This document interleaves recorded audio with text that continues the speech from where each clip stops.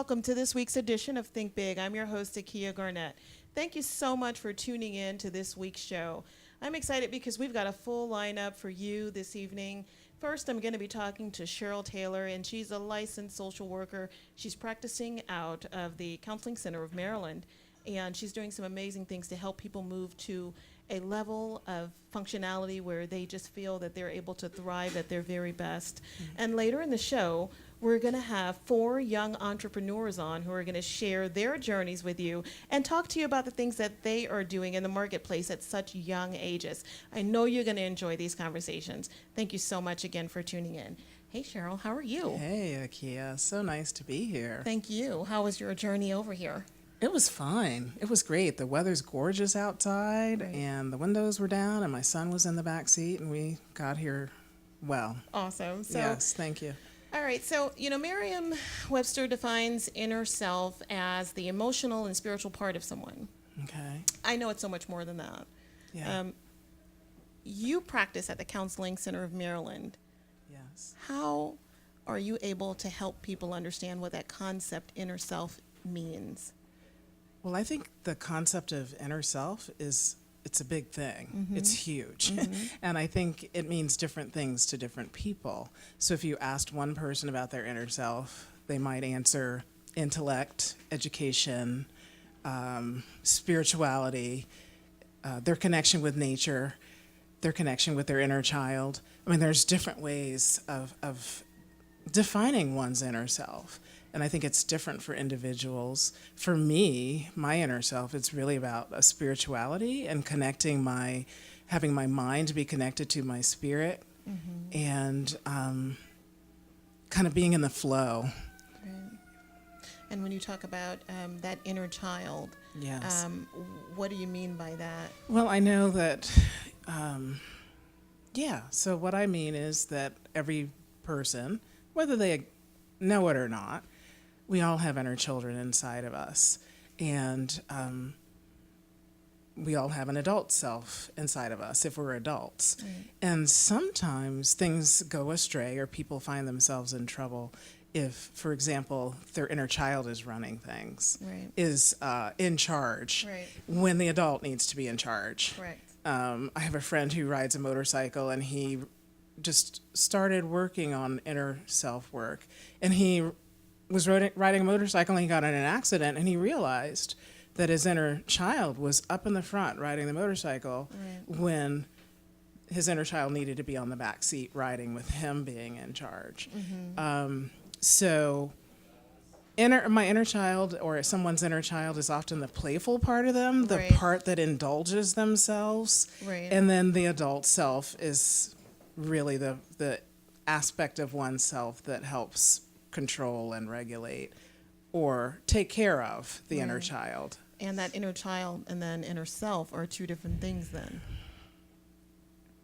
I think the inner child can be a part of the inner self. Yeah, I think it's maybe a part of. And maybe somebody doesn't recognize or even think that they have an inner child. Right. So when I work with clients, it really depends on where they're coming from because I Right. really meet clients where they are. And I mean, and I'm asking these questions up front because Yeah.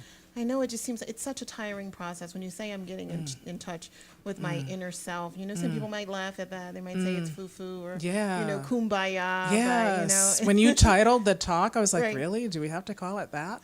But I don't see being in touch with one's inner self as something that is necessarily tiring. It certainly could be, but it also could be freeing. Right. It could be exhilarating. It can be exciting. It can bring on new challenges. It can help provide a level of awareness that one may not have had. I think it can help guide and direct one's life. Right. And so I don't believe it has to be tiring. I think it can be tiring if, for example, someone's depressed or has anxiety Right. and maybe they need practice. Right. So I really work with clients to help them get in touch with whatever it is they may want to work on. And when they're working, say for instance, you're working with some of your clients who are battling or working through some of the more complicated challenges such as depression, and other forms of depression such as anxiety and things like that. Yes. Are you focused at that time on helping them get in touch with their inner self, or to work through some of those challenges that they are immediately dealing with? Well, I think really it is most important to meet the client where they are in that moment. So a client wouldn't come in and be depressed Right. or have a trauma background, for example, early childhood trauma. I wouldn't start out by saying, let's get in touch with your inner self. I probably, my major training is in dialectical behavioral therapy, which is DBT, which really helps individuals and groups. I lead groups and I work with individuals to learn how to regulate emotions instead of letting your emotions regulate you, and to help people tolerate stress and manage stress and not become overwhelmed by stress, and to better understand how one's emotional self impacts their thinking and behavior, and how behavior can impact thinking, and how it's kind of circular. So I don't know if I'm answering your question. I hope so. I mean, you are, and I mean, what you're also talking about is how, to me, it sounds like the role of the social worker has evolved over the years. Well, I think there are different roles of social workers. I think social work certainly has expanded. Right. I think in the past, maybe people thought of a licensed social worker as somebody who works with in a homeless shelter, maybe, and or in schools or in more limited environments. But I am a clinical social worker, and so my training and background is really in working with people who have mental health concerns, who are in transition, who really need help figuring things out. Right. I work a lot with clients who are very successful, or they look very successful on the outside, but on the inside, they're not feeling confident, and they're feeling insecure, and they want to change, but they just don't know how to go about doing it. Right.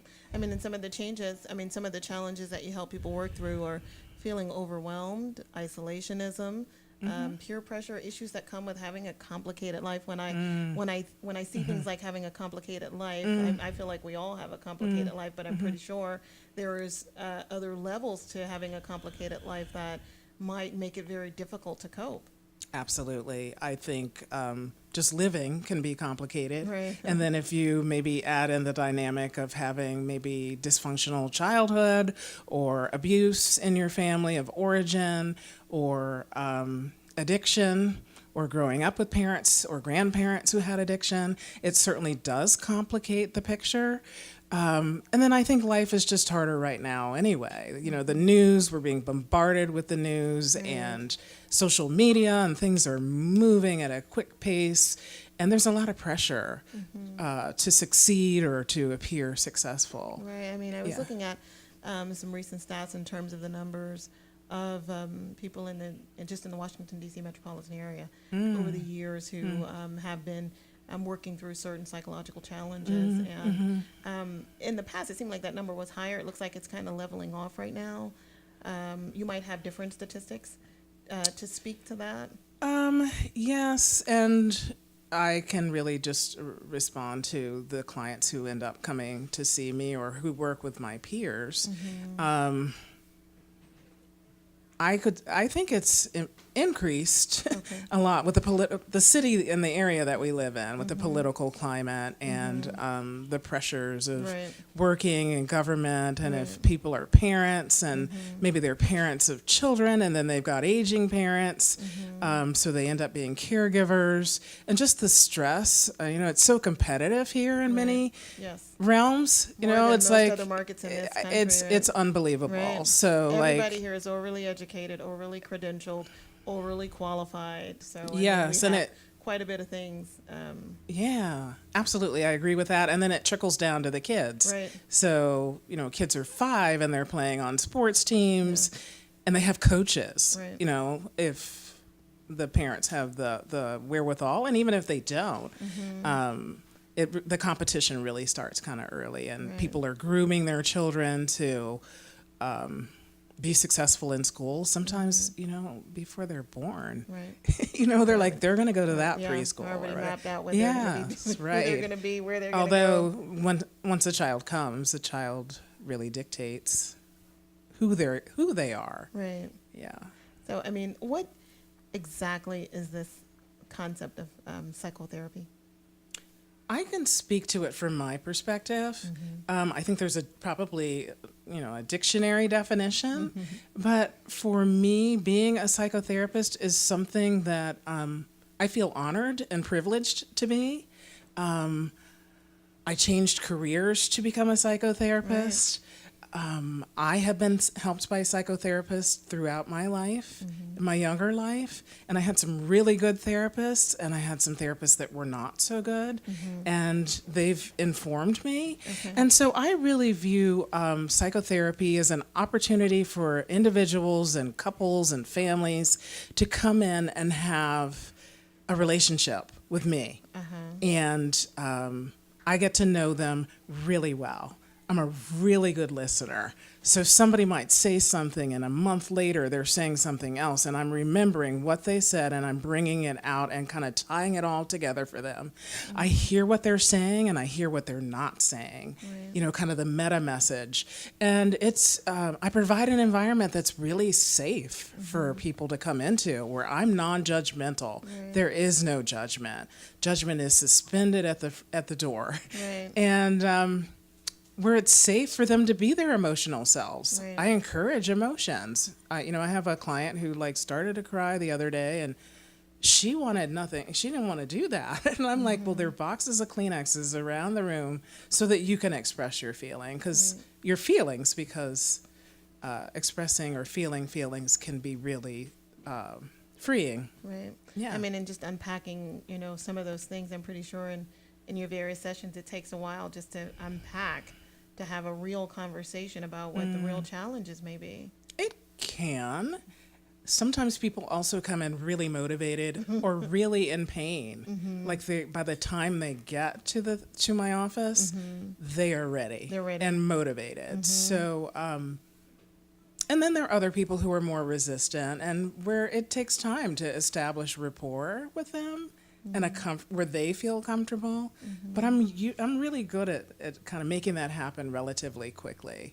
And why did you choose that particular line of work? I mean, we're going to talk a little bit about sure. how we met. I don't actually feel like I chose the line of work. I feel like it chose me. And so I feel like I was always the person in the neighborhood who people came to and shared their stories with, but I really wanted to become trained to do it, because talking to a therapist is not like calling your godmother or a sibling or a parent, who can often have your best interest at heart, but maybe they aren't neutral. Maybe they've got a slant of how you think you should be doing something, where I'm really neutral in that way. So, and that must make and help people feel very relaxed and like they can really confide in you. How long does it, or how long do your cases tend to last? Are they more immediate and in and out? Or? Yeah, that's a really great question. Sometimes people come in and all they need is a tune-up. Okay. Like they need coaching. Right. They need to know that they're heading in the right direction. Somebody else might come in, and again, I'm really solution focused. So I'm about setting goals and having a destination or an intention for where one wants to go. And then sometimes on more complicated cases where maybe somebody has a history of abuse, or they're coming out of an abusive relationship, it might take a little longer. So to answer your question, I might see somebody 3 times. And I might see someone for 3 years. Okay. I would say the longest client I have seen, I've been working with for 8 years. And you mentioned earlier that you've had some good psychotherapists, and you've had some that might not have been so effective or worked very well with you. Sure. How did you know that you were not in a really positive experience? Did you know that as you were going through it, or in a couple of instances I knew it after the fact? After the fact. Yes. But all of those experiences have informed the way that I work with other people. And then there are others where I hit it off. Right. And they totally knew. It's like they knew me. Yeah. And I asked that question to ask, is it safe to say that after you have worked with a clinical social worker, is it safe to say that after each session you should feel better? I think that a lot of times people walk out with direction and feeling more grounded. Like maybe they're scattered when they come in or they're disorganized. And I think that often when they leave, they feel more organized. But then sometimes people leave and it's a process. It's a healing process that does not happen overnight. But before a client leaves, I really incorporate mindfulness into my work with clients. And so we might do a meditation, we might do an activity that's grounding, so that they are walking out whole. And is that a unique sort of contribution that you add to your? Well, I think many clinicians are adding meditation to their practices, specifically with dialectical behavioral therapy, which is my specialty, along with, there's one other specialty I have, other than just meeting the client where they are. There is a component of mindfulness and being aware and kind of like you can't make changes in your life if you aren't aware of what you're doing and how it's impacting other people and how it's impacting yourself. Now, you and I, we met a couple decades ago. We both worked for the Smithsonian Institution, specifically for the Smithsonian Associates. Right. And when I met you, you were a program manager for the, and I might be giving the wrong title for that, so you can please clarify if I'm wrong, but Sure. You were really doing a lot of work around African studies, cultural programming, bringing on to the National Mall some amazing African Americans and people from other backgrounds who have done great things. And these are headliners, people that everybody would know, people with names like Bishop Desmond Tutu, for one. Yes. How, and I'm saying this because at that time you were also tapping into this concept of mindfulness, right? Sure. Way back then. Yes. How did that evolve in that role, and what role did you play there? Well, I feel like I was on two different tracks there. I was the head of African American Studies for the Smithsonian Associates, and this was long before there was an African American History and Culture Museum, which I think is fabulous that it exists now. It's an amazing space. And so I was charged with increasing the diversity of our membership within the Smithsonian Institution and attracting more African American educated, socially aware, interested in learning and growing African Americans to the Smithsonian. And so I planned programs that appealed to those audiences. And I know that people came in for these specific programs and then segued into other programs that we offered as well. Right. So I was talking to a dear friend today, and he said that the first program he came to at this through African American Studies was a program that I did for African American singles. Oh, yeah. Yeah, and I came across that article recently. Yeah, it was covered on the front page of the Washington Post, which I think is pretty significant back in the 1995. Yeah, I think it was quite some time ago, though. But I really wanted to provide an opportunity or a location and a venue where people of color could come together and meet and talk about issues related to relationships and the dynamics between African American men and women. Yeah, how did that role support who you are today? Well, I was already married when I planned the program, so it wasn't. People were like, "Well, did you plan it for yourself?" So I didn't plan it for myself. No, I don't know if I understand the Smithsonian as a whole and that role that you played, especially with the mindfulness part. Yeah, well, I have always been interested in mindfulness and meditation, and one of the great things about the positions that I was in was that if I could think it and it generated revenue, then I could plan it. Right. And so I was really interested in the work of John Kabat-Zinn, who is now emeritus at the University of Massachusetts, who did research on stress and its impact. How mindfulness impacts stress and helps people who have high blood pressure and other diseases. He'd bring people in and have them do 8-week studies, and their vital signs would change by learning how to meditate. I also worked with, I'm drawing a blank, many others. But more along the lines with some of the other guests that you brought in while you were doing some of that work, who were some of the other guests that you might remember having coordinated with and getting them onto the stage, various locations at the Smithsonian? African American or non or both? Both. I would say African American. One of the most memorable occasions that I planned was an evening looking at blacks in the media. I was able to bring in Gwen Eiffel and Jim Vance, who's a local celebrity, and others in African American media, both on TV and in writing, and explore the world of journalism as an African American. You mentioned Archbishop Desmond Tutu. I had an evening with Quincy Jones.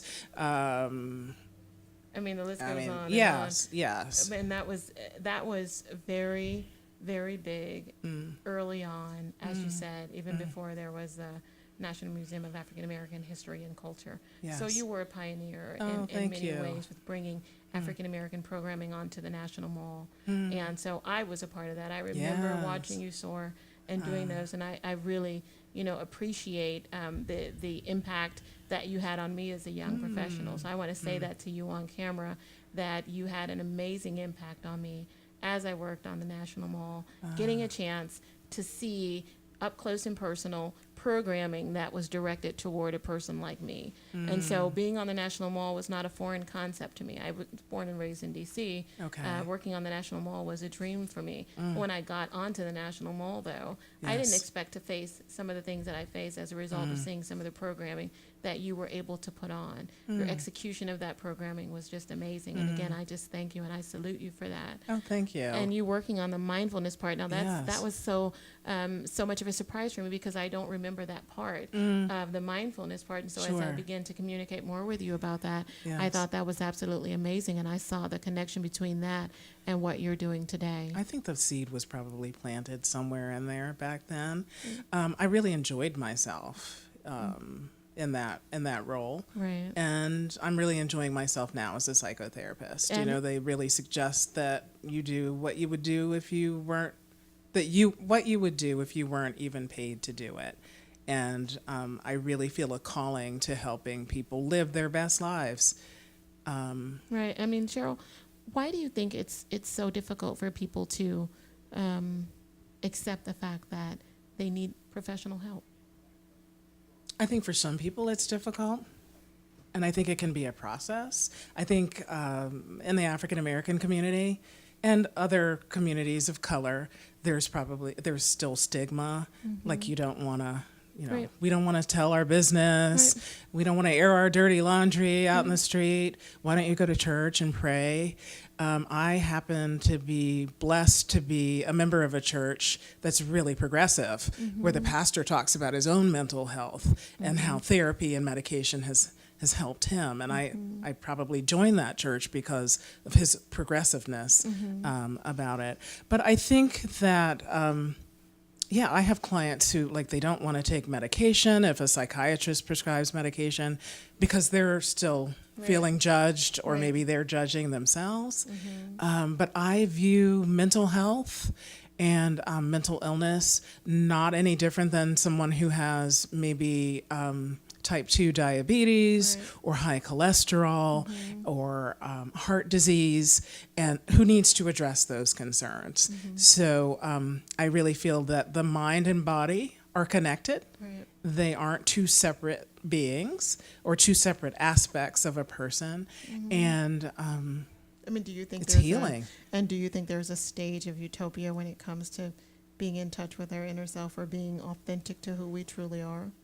Utopia? I've had some great joy, and I've seen clients have some great joy, and I've seen clients soar.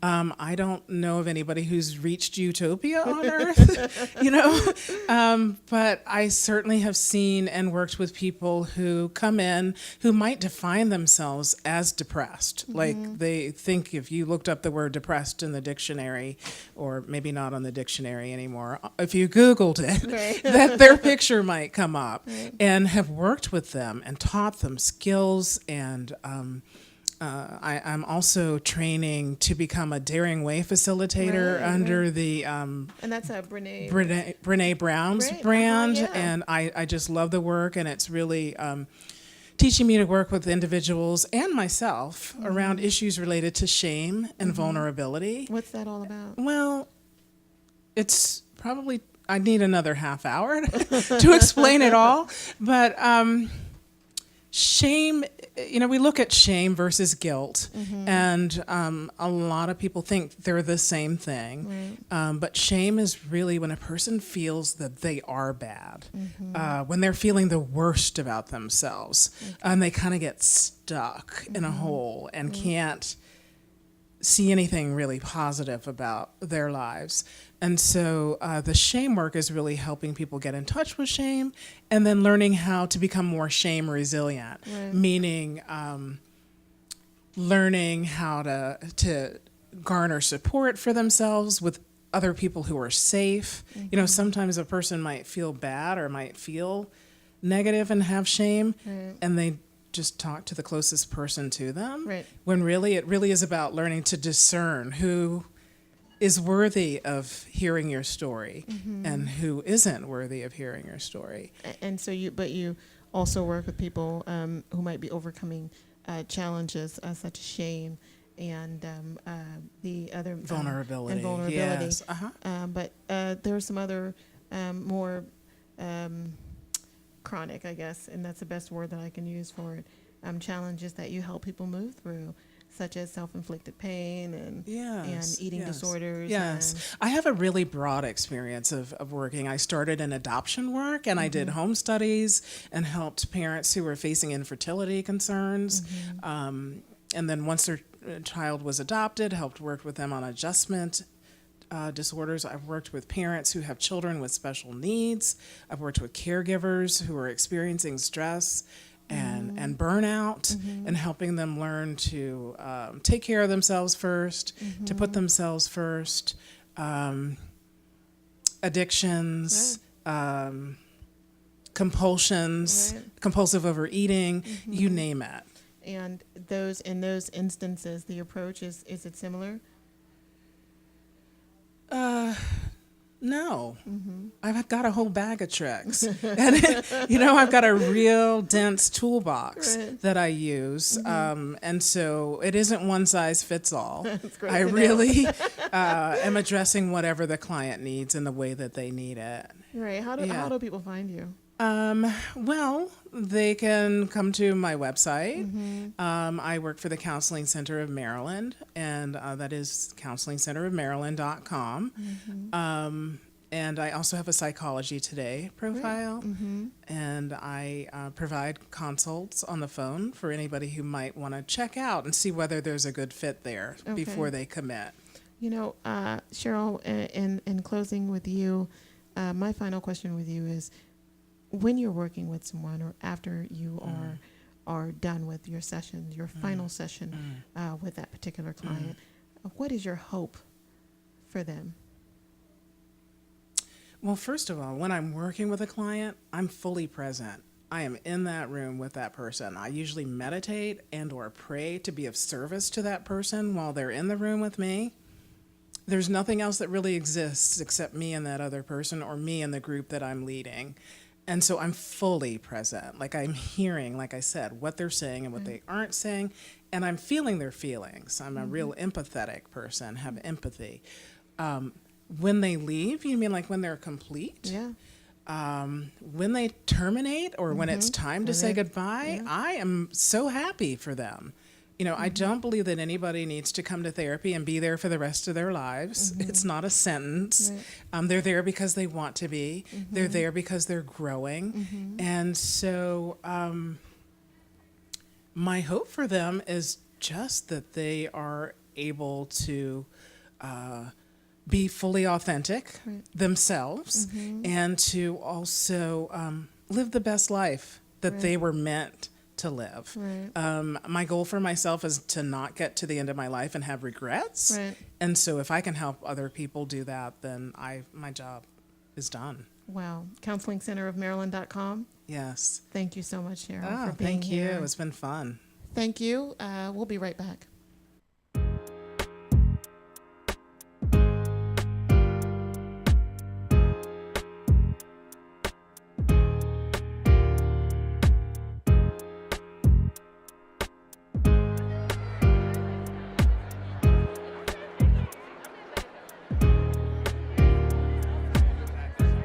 The Black Student Fund has been around for more than 50 years, and it served as an important resource for many, many families in the area who may not have always felt welcomed to independent schools. For school heads and administrators like me, it's a bit of a party and celebration coming to this, not only seeing other school personnel, but to meet so many families some of whom have traveled from a distance, and I think they know that this is the one fair where they're going to see all the schools in the area. Independent schools are such a wonderful resource for all the families, but particularly for families of color who may not have necessarily access that we need them to have. So this is a place where you can literally see every kind of education possible in the independent school world. So we have to give everyone an equal playing field. Black Student Fund allows us to do that. We provide more insight into the admissions process, which has become more complicated than 50 years ago, so that families understand what they're going to have to do to actually apply to schools, complete the testing that's required for admission to the schools, and to position themselves through the financial aid process. What I'm trying to get out of it is just basically making sure that I can give him better than what I had when I was growing up, and giving him a better start and the best education that I can give them all. Luke is a special kid. He's pretty advanced, so we were looking for something that's affordable that we could get him in. Today is a day when people learn that there is hundreds of millions of dollars of financial aid that's given out by these schools. Today is a day of people making connections about their dream for their kids. I would say that the Washington, D.C. area may have some of the most diverse independent schools in the country, and I think there's a direct link with the Black Student Fund. I think it's been transformative for many individuals, but also for the schools.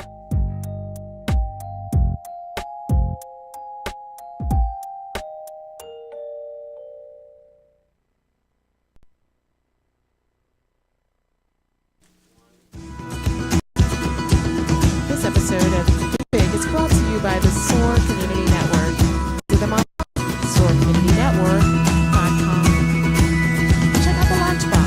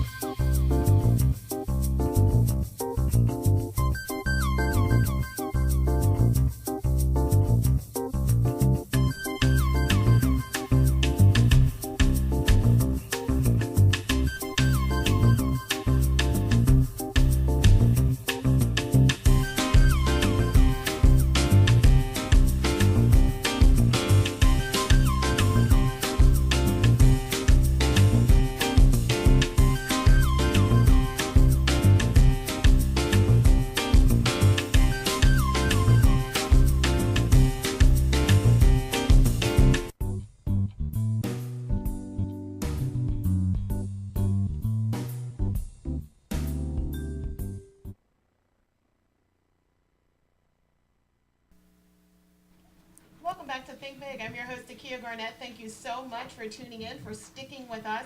I am so excited because I'm joined by 4 young entrepreneur women, and they are doing some great things at such early ages. We're joined by Caitlin. Do you want to introduce yourself? I'm Caitlin Williams, and I'm 13. Jelani. I'm Jelani Jones, and I am 9 years old. Kendall. I'm Kendall Wolfhawk, and I am 10 years old. I'm Destiny. My name is Destiny Goodman, and I'm 11 years old. Great. Caitlin, let's start with you. Tell us about your product. So, I'm the owner of Sea Life Adventures, a kind of board game company. And so right now I'm working on Turtle Trek, and it's all about adventure games for kids that want to learn and have fun at the same time. Great. And your product? My name is Jelani Jones, and I'm the owner of Lonnie Boo Bath. And my product, I sell moisturizing, handcraft, and natural-based soaps and bath bombs. That sounds great. Thank you. Kendall? Hi, my name is Kendall Wolfhawk, and I am the owner of Kendall's Candles. I make a variety of different, unique scented candles. And Destiny? My name is Destiny Goodman. I am the owner and the CEO of D's Teas, and I make t-shirts, bags, mugs, water bottles, basically anything that you would like customized. Kendall, how did you come up with the idea for your candles? I received the candle from a family friend, and ever since I had that candle, it's always inspired me to make my own business. And your bath crystals, Jelani? Yeah. When I was younger, I would always love to look in my parents' kitchen for ingredients to make product, and also I'd always go to the local farmers market every Saturday, and that's where I met my mentor, Miss Christie. She would always be so kind to me, and one day she invited me to a workshop at her store to make bath bombs, and I enjoyed it so much that me and my mom talked about it in the car, and I started a business after that. Wow. And Caitlin, tell us about how you got started. So I've always loved the ocean. I've always loved the water, just anything to do with it. And so in about 5th grade, I had a project, and everybody was doing, your standard poster boards and stuff like that. So I wanted to be different. So I created this game. And then I went to camp with Coach Deshawn, and she opened all these opportunities, and it made me really believe that I could make this a business. Wow. And Destiny, tell us about how you got started. So it all started where I wanted to put my name on my own dance bag so I could tell the difference between mine and the others. I decided to make my own iron-on template without the heat press and stuff that I have now. And then I showed Jelani, and she encouraged me to start selling things like that. How long have you guys been working toward being able to sit right here today and articulate about what you are doing in business? Maybe since we were in 1st or 2nd grade. Really? And you're in which grade now? 6th. Mm-hmm. And how about you all?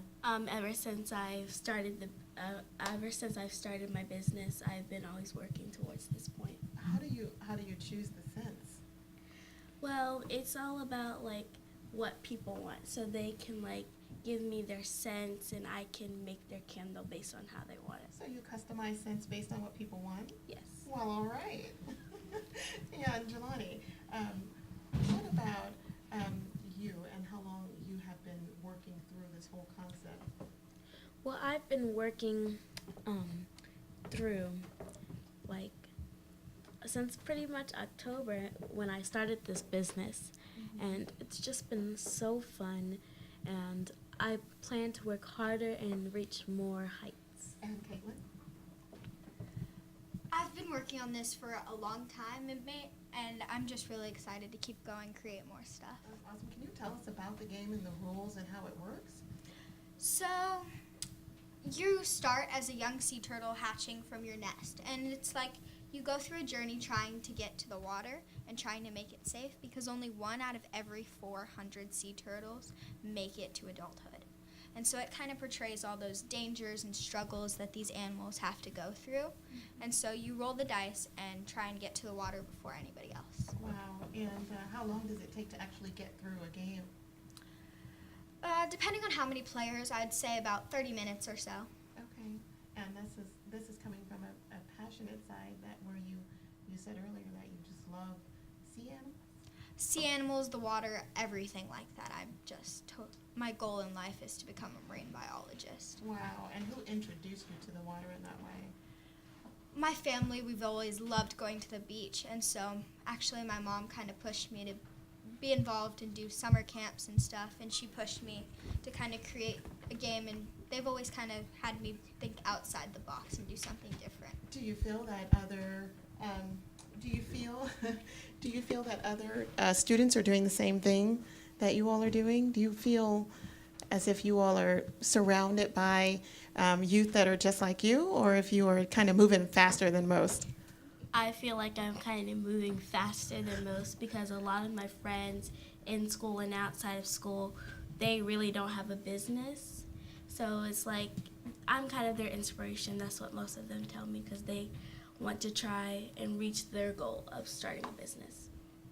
And you all have a business coach, so you all are learning about some of the real challenges that business owners face, right? Yes. What are some of the things that you have taken away from coaching? Miss Coach Deshawn had an inventory sheet for us, so we tracked down all of our inventory. So that really helped out with us a lot, and Mr. Great. Deshawn's always been so very helpful. Right, so you're learning about inventory and how to price your products. How did you all determine how you were going to price things? I determined how to price it by I took how much time it took me to make it and how much the product actually cost, and I could like combine those together to see how much I would price it. Destiny, who helped you understand when you had a good product and when it was ready to go? My business partner, who is also my mom, she helped me by correcting my mistakes and telling me whether or not it was good enough to sell. Do you think business is something that you're cut out for long term? Yes. What about? Because I would like to be my own boss. Wonderful. And what about you, Jelani? I would not like to work for anybody because I don't like I understand if it's my parents like telling me to do the dishes or anything like that.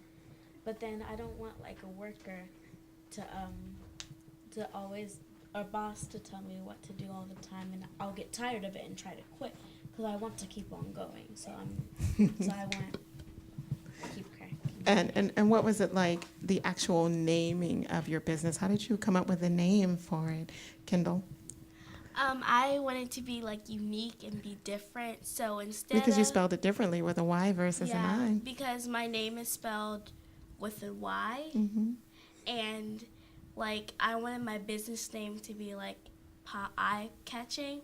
So instead of spelling it like how my name is spelled, I decided to spell it with an I because it's like fire, because that's what Kindle stands for.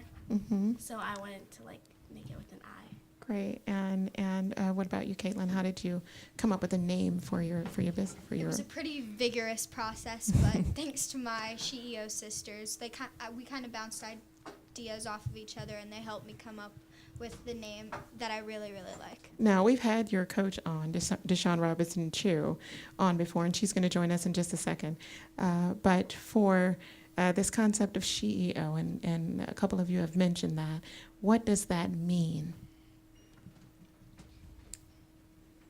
It's basically like a CEO, but it's just all girls because you usually don't see girls being CEOs. You usually see men.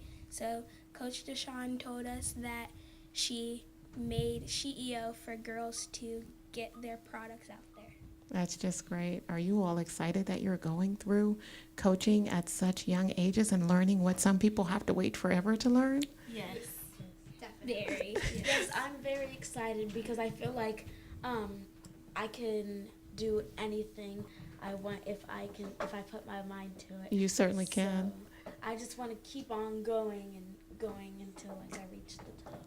Destiny, what do you want to be when you grow up? I want to be a dance instructor, Wow, what kind of dance do you know? hip hop. Wonderful. And are you working toward a business in that too? Not yet. And Kendall, what about you? What would you see yourself as when you are a grown lady? I will probably see myself as maybe a doctor Really? because it seems so interesting, or maybe even a teacher because I like kids. That's wonderful. Both of those are wonderful careers, and I'm sure you would do great. And Jelani? Well, I'm just gonna live right now. That's great.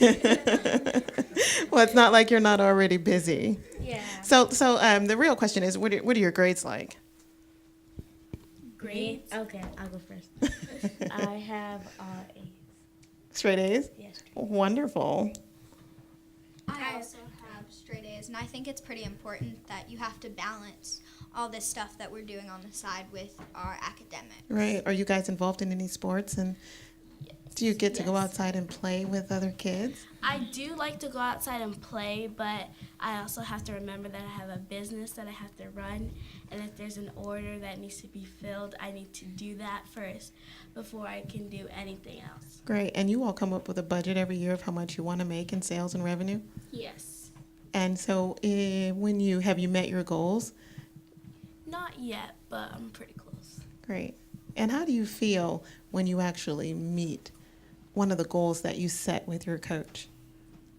It's empowering. Like, it makes, like, yeah, I can really do this. I could potentially do something really cool that a lot of girls my age haven't done. That's just great. Again, I applaud all four of you for doing some really great things at such young ages. And I'm sure you hear people say it all the time, you're so young. And you are. But age really has really given you guys energy to endure. You've gotten started very early, and so you'll have a very long time to continue perfecting the things that you're working on today. It's candles and it's bath salts and all kinds of beautiful products and bags and gifts and so forth, and it's your turtle game. But tomorrow it could be that and so much more. And you will look back on this, even on this episode here, and you will smile that you were able to sit here and articulate the way that you are about the things that you care about. You're such a shining star, Jelani. I'm just so happy to meet you. She is Deshawn Robinson Chu has been a guest on Think Big before, and she has shared what it means to her to be able to coach and work with young ladies through her CEO program. And I'm going to ask you to come over, Deshawn, just to share some words of insight regarding the young ladies that you are working with. You can step over a little more, even more. Here you go, Deshawn. Thank you for having the girls on your program. I am super proud of these young ladies. They are shining stars among their peers. And one of the things that I have learned from them is how impactful the CEO program really is. I know what my vision was for the group, what my vision was for the community, giving girls an outlet and some support. They have great parents. They have a great community, great family, and what we talk about together in our mastermind and in our coaching program are balancing, you heard that earlier, balancing business with being a kid and understanding the fundamentals of business while understanding the lifestyle that comes with it. And again, they're children, but they are bright, they are superstars, they are well on their way to success. And I'm just pleased as punch to be able to have a small part in the growth of their lives, their careers, and their businesses. Well, so Deshawn, you have a camp starting up soon, right? So what is the actual date and logistics? How can people find out about it and sign their girls up if they're interested? Yes, we have camp happening now. We have other programs that are coming in July. So if you would go to that's beasheo.com, there is a schedule, there are program descriptions, and there's a place where you can get interest, get email and newsletters that will give you interesting information about what's coming up. Thank you so much, Sean, for being here. And thank you, young ladies, again, for being on the show. Is there anything that you would like to say as we close out? Thank you for having us. Yes. I would also like to say one of the questions that I kind of went over, but you didn't ask. I would like to say, what should parents do to get their children involved in business? Right. I think they should encourage them all the way, and I think they should not put a limit to their dreams. I also think, like when we were going over it, Caitlin said they should enjoy what they're doing.